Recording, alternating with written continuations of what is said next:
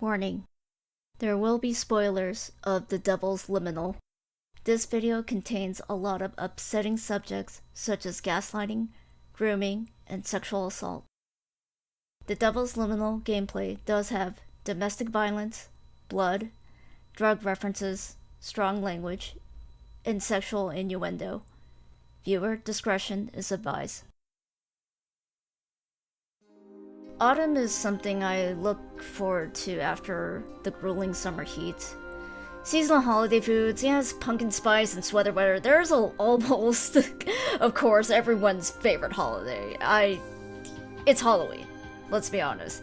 When back in the day when kids used to go door to door and trick or treat and get candy, and you walk and you bond with family, you have a good time, and you share candy with friends, family and friends.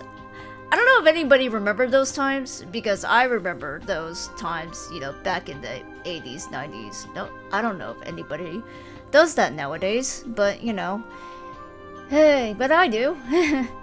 So, what's also in the in this time of season? Horror. From books and movies and, most of all, video games.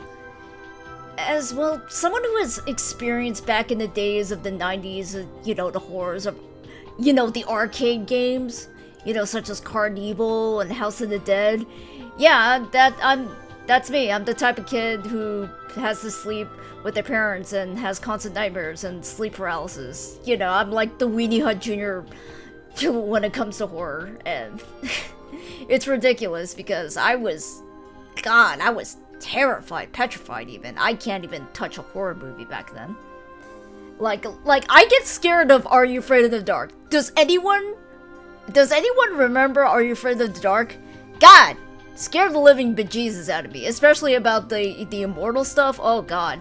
And the vampire, oh, get that thing away from me. And the whatever, that mystery soup thingy, nah.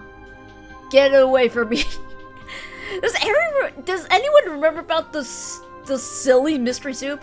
Dude, Dr. Ver needs to get out of there. But anywho, well, I think nowadays, right now, I've been kind of stepping out of my comfort zone. Somewhat. I'm still spooked about scary things, but I'm still trying to refine my horror movie palette. I've been knocking off the bucket list slowly but surely. I tackled the Poltergeist. That was whimsy and cool. I actually like behind the scenes. That's the one thing that kept me going of, getting into horror content, is knowing about behind the scenes and the acting and all that. But yeah, I mean, I've been trying my best about that. So there are things that kept me drawing in other than movies. It's the introduction of survival horror games. So I don't know about Silent Hill, but Silent Hill is one of them. But Resident Evil definitely was the one that impacted me the most. And fun fact that Resident Evil was kind of like the first introduction for me to got me into zombies. It really opened my view, despite my, fears of, getting jump scared by lickers and hearing the radio crackling and all the monsters coming out of the fog. Oh god. But I love it at the same time. I love it. But I eventually dip into my courage from a lot of those games, even if I'm very, very selective on certain horror games. Sometimes you gotta have boundaries, and there are times I can't stand jump scare simulators. Can't stand them. Nope, don't like that. But yeah, I think after that whole mainstream from Resident Evil that was diving into action horror, I just kind of took a break from it.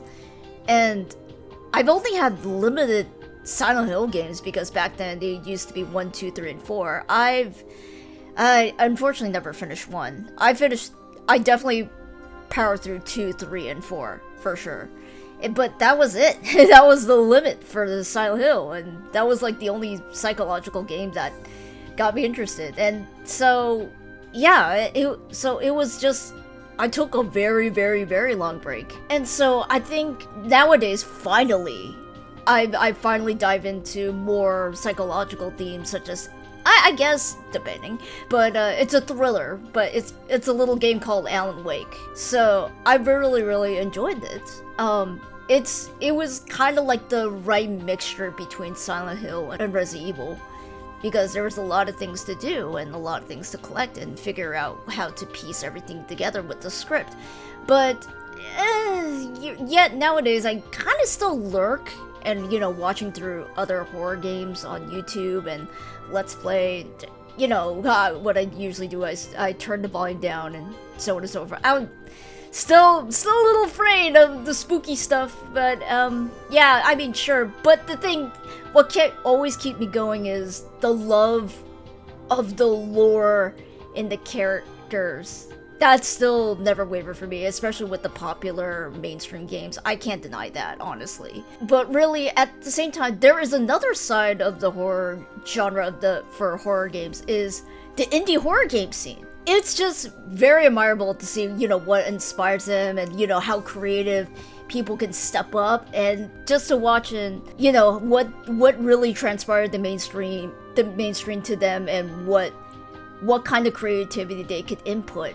So I admit, I've only dabbled at least one visual novel game, and which is Doki Doki Literature Club. And it really hits maybe a tad too close to home because of a certain character named Sayori. And yeah, I mean, despite all the spooky glitches and all that, there was some sort of enjoyment into the end, right? Well, I mean, yeah, of course it was satisfying to solve the mysterious case, and even though it took me a while to understand about, you know, the actual meta and the story, and it does have potential to become something more. I never really continued Doki Doki Literature Club because it, you know, diving into the updated version, I never really dived into it. I was honestly like satisfied and kind of had my fill of that game. Now, I did took a chance with the Keymailer and found a game which is The Devil's Liminal, and at first the description was, you know, a Yuri-focused horror novel. It really intrigued me, and I was like, wow, it was something different than facing, you know, a group of boys, but if there's a cast of girls, and I'm like, wow, that's pretty cool. That's a really neat concept. And what made me curious for me is what draw these characters in the first place. And knowing I know it, on the other hand, I was like, oh yeah, it is still gonna be a horror game. And sure, there's gonna be dating sim moments, but I have to remind myself, this is an actual horror game. So I just dived in. I gave it a chance, knowing I'm a very small content creator. I don't have huge numbers, but even though I'm very, very proud of my little numbers, I'm very proud of my little views and, you know, what I can get. And you know what? I was just like, you know, what are the chances? What are the chances, honestly? So I, you know, decided to give it a shot. I think a few days ago by, I don't know, a couple weeks later, I got the email from Keymailer, and honestly, I got approved. It really surprised me, and yeah, like I said, I was like, what I got to lose? This was an opportunity to try something new, and whew, boy, it was honestly something I'd never experienced. And I wanted to give an honest response. My empathy vibes were off the roof, especially with Margot. Ooh, we'll talk about Margot later, but like the familiarity of the atmosphere of her small bedroom with drawn pictures on the wall, trying to survive working on the 9-to-5 job, having the vibe of a parent who wants to be controlling by every minute of every second. Yeah, it's very familiar to me. I can't even. So the story eventually did pick up, since I figured it was, you know, it was the slow burn of introducing to characters such as Beck, Jade, Lee, Nikki. There are so many characters. And you know, it was pretty cool. I mean, it's supposed to be this slow burn romance. I mean, yeah, well, you know, what could possibly go wrong? A lot of things, apparently. So, never thought, you know, meeting a stray cat would, you know, that Margot would have met the most interesting character in this game, and rightfully so. Clara.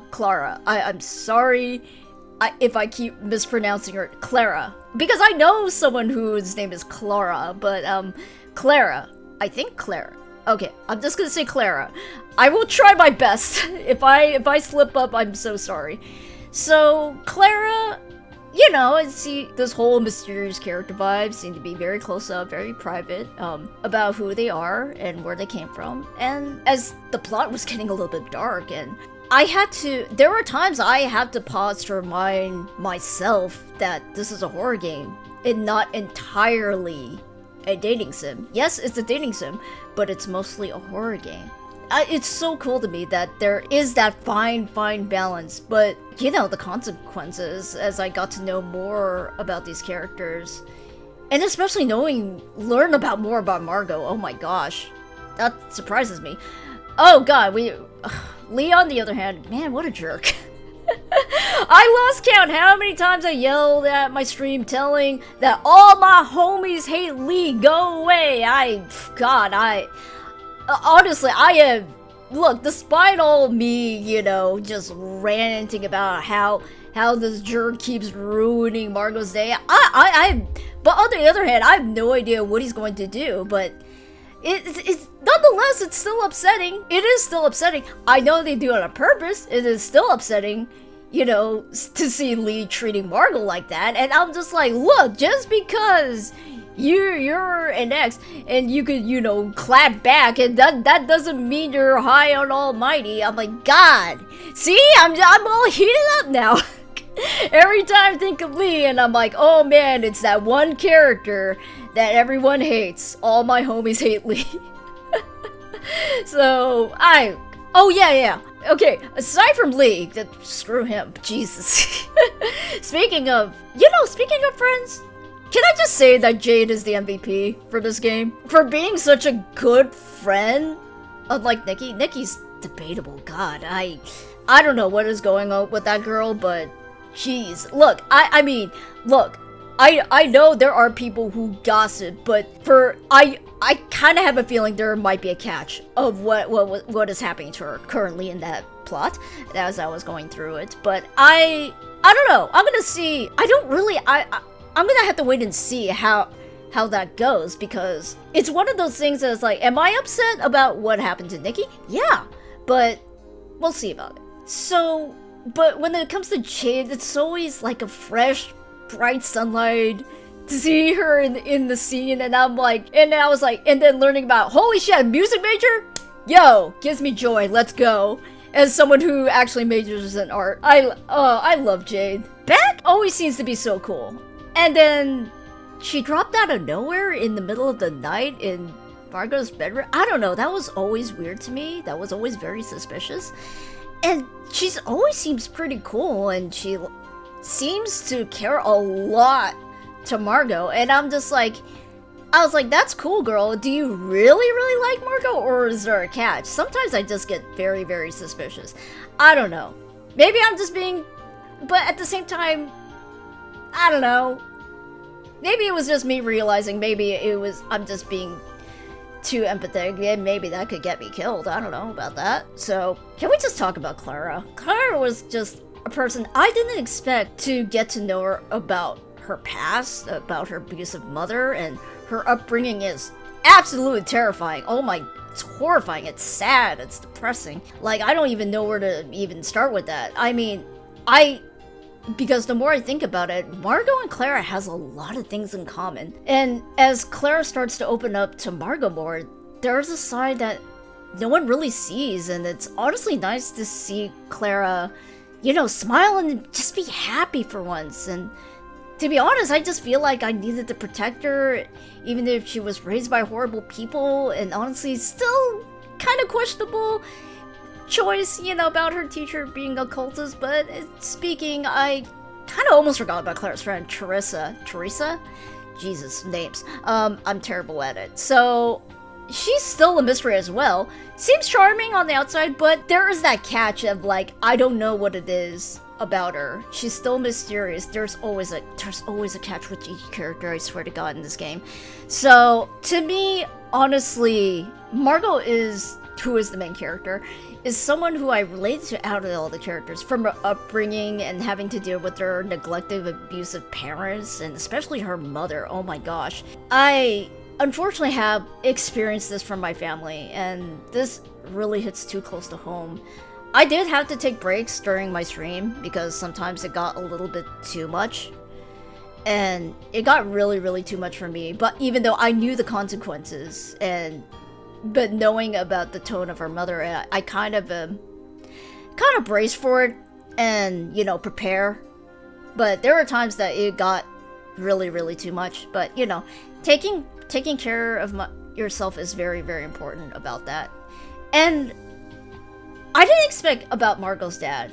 I didn't that discovering about his quote-unquote artworks, and that was, oof, that really hit a touch of very disturbing. And the more discoveries I learned more about Margot's family, it was getting more and more stressful and more uncomfortable.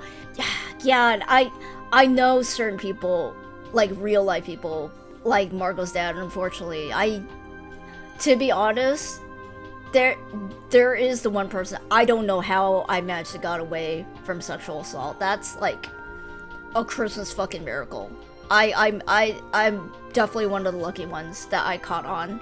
But I'm not gonna go into that detail. But we're going to go to the cool parts. So the cool highlights. So the atmosphere, the setting of the game can change into an instant, and that's really cool, whether if it's like just silence or the music or just the static filter dimming down of how Margot feels, whether if it's positive or negative, the description of the text, it's just simple, but it's still moving and it's still powerful. And like even the color of the text can change everything of the setting. I fucking love the atmosphere of this game.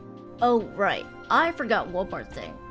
Honestly, shoutouts to the voice actors, even though I did some voice acting on most of the text, but I really love the voice actors. They did a very fantastic job. So props to them. I want to give them an extra little shout out. And knowing that this is also a visual novel and there are choices to make, there are so many choices I honestly could have done. Were there regrets? Maybe, kind of. I honestly have no idea. I mean, whether, I guess, like the beauty of visual novels going in for the first time, that you pick a choice that will change the outcome, but you don't even know the outcome is right or not. So whether to trust Clara or whether I could have trusted on Beck more, at this point I said to myself, is it even okay to trust this whole town? So, as the kids say, fuck around and find out. But yeah, I just realized, Margot and Clara haven't even kissed yet. I don't know, maybe they kiss? Maybe they'll kiss in the future? I don't know, the art date is cute. I really like the art dates. The art date is super cute. And look, Claire slay in the arts. Like, she could just be a fucking famous piano player and go at it and achieve her dreams.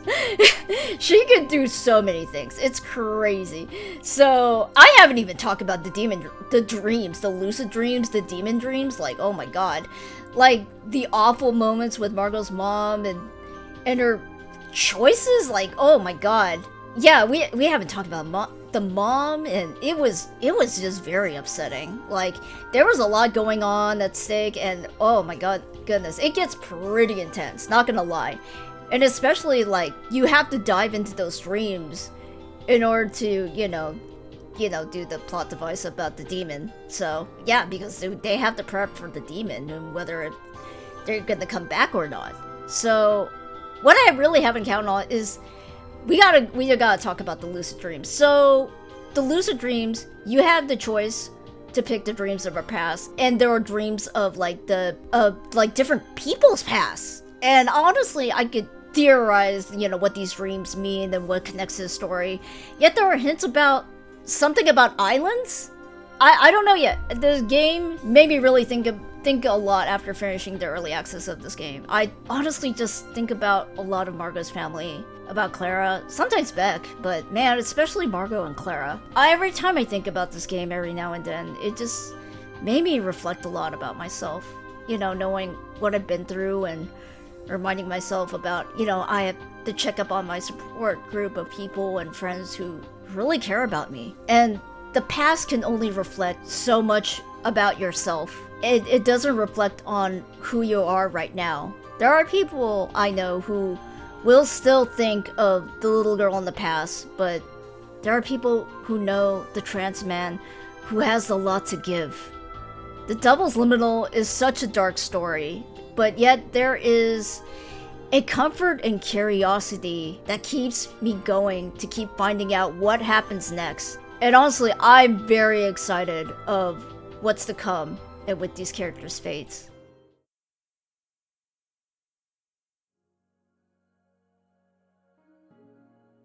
Hello, hi.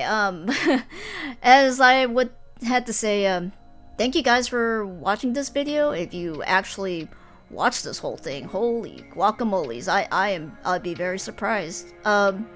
I wanted it to keep it very short and simple, and I kind of want to make it like sort of a casual talking, you know, going on a tangent nowadays, and you know, I wanted it to be messy. I wanted it to be, you know, kind of like a little hangout, and you know, hopefully this works. If it doesn't work, then you know, oh well, I tried. So you know, I know there was a lot of inputs on some of my personal stories. And yeah, I don't really want to dive into too deep. I know there's a lot of upsetting subjects, honestly. So yeah, it was a lot of things, but honestly, I'm glad I got this done. And yeah, just thank you for watching. And you know, if you want to support me, you could check out my Twitch. You could check out my Ko-Fi, and you know, feel free to, you know, like, comment, subscribe, and all that. Yeah, shoutouts to Studio Interlude. Oh my goodness. Shout to Renee for just Studio Interludes for, you know, supporting and cheering me on as I'm like streaming this whole game. And it's been a treat. I appreciate it. So I really can't wait where the story's going. Oh my god. I really loved it. 10 out of 10. I love it so much. So yeah, thank you guys for watching, and you know, I'll see you guys next time. Bye bye.